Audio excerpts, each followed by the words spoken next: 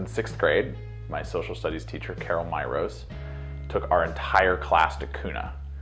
I represented Ecuador, which involved taking a carpet, cutting a hole in the middle, and sticking it over my head. I sat in the very back of the entire conference, and I said no words. But I was captivated by what was happening at the front of that room, by the idea that we, at that age, could be thinking about and talking about those kinds of issues. And when I came back the next year, I had thoughts and I had things to say, and I wanted people to understand something about the world that they didn't before I started talking. Joe Brain-Gardner came to my school and spoke about KYA, and I was fascinated. I wanted so badly to be a part of that. Conveniently, that same year, I overheard a conversation about Cuna and was able to interject and say, I want to do that. And I loved it. And the rest is history. As soon as I got there and got my first Y hug, I just knew that I was safe. And I knew that I had found a place where I would be okay. And I have been since then. I will never forget 2 teachers, actually 3 teachers, that really brought me into the YMCA. Miss Combs, Miss Litchfield, and Miss Nord. Miss Nord was my principal and also a childhood mentor and friend to me. And they came to me, I believe in the 6th grade, and they said, we want you to get involved. Your sister's already involved, who's a few years older than me, so why don't you try this out? And that's when I just fell in love with the Y. I fell in love with the fact that there were people around me saying, what do you believe in? And challenging me to think outside of the box, to not just say the things that I'd already heard, but to make my own ideas. I started in middle school. Probably started coming because all of my friends were going to the conferences as well. But there was a time in high school where I had kind of stopped participating in the conferences and had stopped my involvement. But I found my way back to the Y because it was that place where I felt safe, and I had a lot of friends that knew me in a level that my friends at home at high school didn't know me.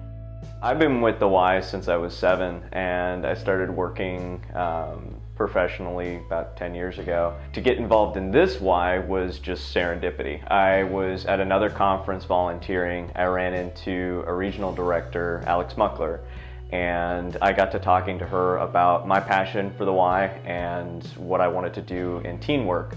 And she offered to me an interview with this particular Y and their mission, and it made sense. Originally I got involved with Kentucky YMCA because I was a student and that's what we did.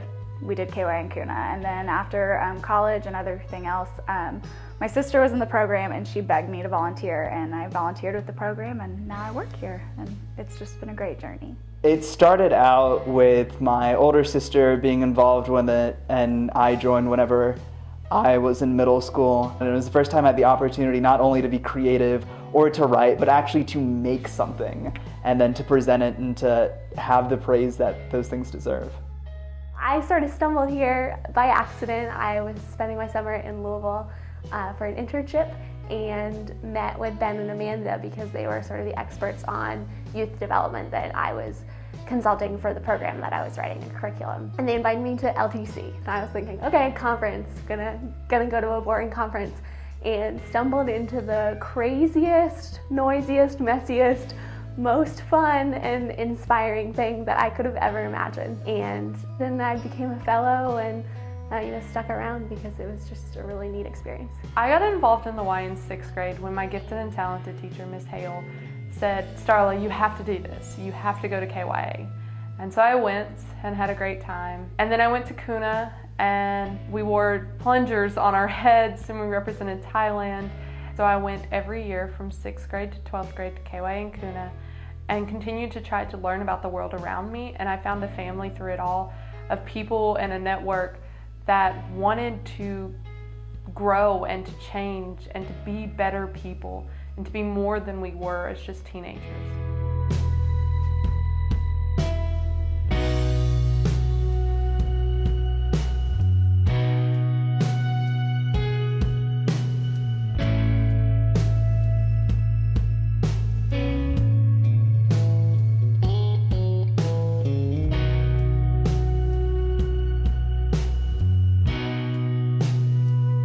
My reason reason why is because every voice should matter. When I was a kid, the Y was the place that told me that the things that I thought had power and value.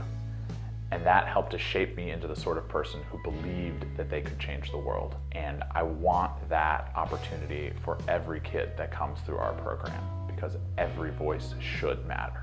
My reason why is that I have found a home with the YMCA. Even from the time that I was a participant, it was always a safe space for me. It was where I felt most accepted to just be truly myself. My reason why is that I just love this organization. It gave me so much as a student and as a volunteer, and I just feel like this is a thing that everyone should be involved in. It gives you so much leadership training, it makes lifelong friends, and the way that our students respond to our programs is my reason why. My reason why is the empowerment that the Kentucky YMCA gives to students to live life the way it's meant to be, with highs and lows, with laughter and tears, and with a family to be through it all. You find a family with the Kentucky YMCA. My reason why is that when I was going through grade school and high school, I was always known as this shy person. And when I went to the Y staff came to me and they basically told me, you're not shy, use your voice, you have it, use it. When I went to these conferences, I felt like I was myself. I felt like I could speak up, I felt like I had a voice and that people were listening to me. My reason why is the people. There's just an incredibly diverse network of people that we work with, from sixth graders to alumni to teachers to principals, and they're also engaged and passionate, and I've learned something from every single one, and they're just an amazing group of people that I get to call my family. My reason why is belonging. When I found the Y, I felt like a fish out of water. I was in a school where I didn't feel like I related to people, in a community where I didn't feel like I related to people. I didn't feel like my voice was appreciated. And suddenly, when I found the Y, all of that went away. I had a family. I belonged. My reason why is the mission. I think that youth work and empowering young students to challenge themselves and grow more comfortable is very important to me. The reason I came to the Y originally was because it was the best program at my school. It's the one where we had the most excited sponsor, and she made the most growth out of her students. And that's sort of why I came back. I've left the Y when I went to college, and the difference between what the Y did and all the competitions I did afterwards, in other rooms I competed against the people around me, and in the Y I competed against myself. It was the only place where I tried growing to the best that I could be, rather than just trying to be better than everyone else.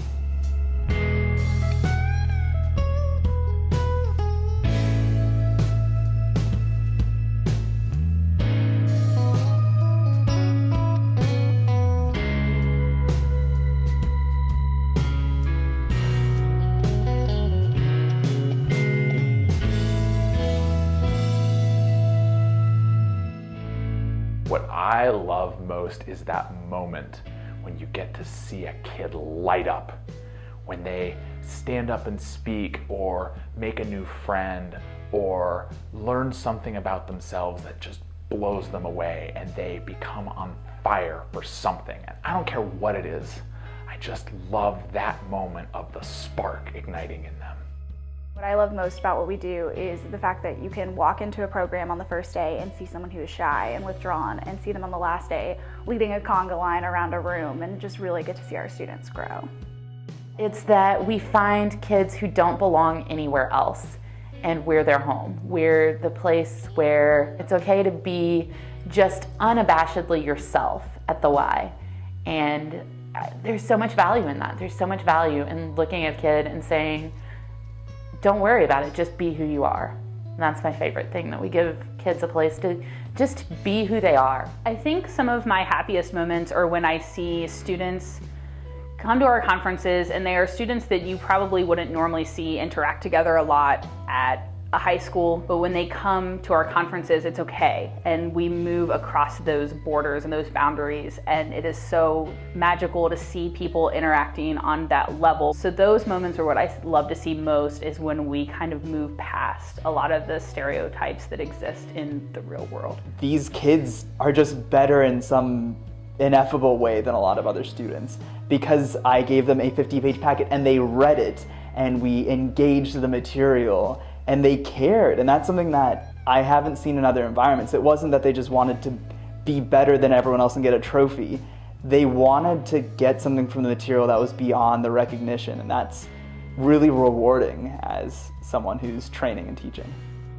My favorite part about working for the Kentucky YMCA is seeing a child go into a conference and be so nervous. And watching that person on the first day to watching them on the last day is just a marvelous thing to do, because in 3 days, I am able to see a child go in from being nervous and shy and not have any friends to debating and standing up and speaking with confidence. And to watch that type of transition happen in a teenager in 3 days is just remarkable, and I feel so lucky to be able to be part of this experience with them.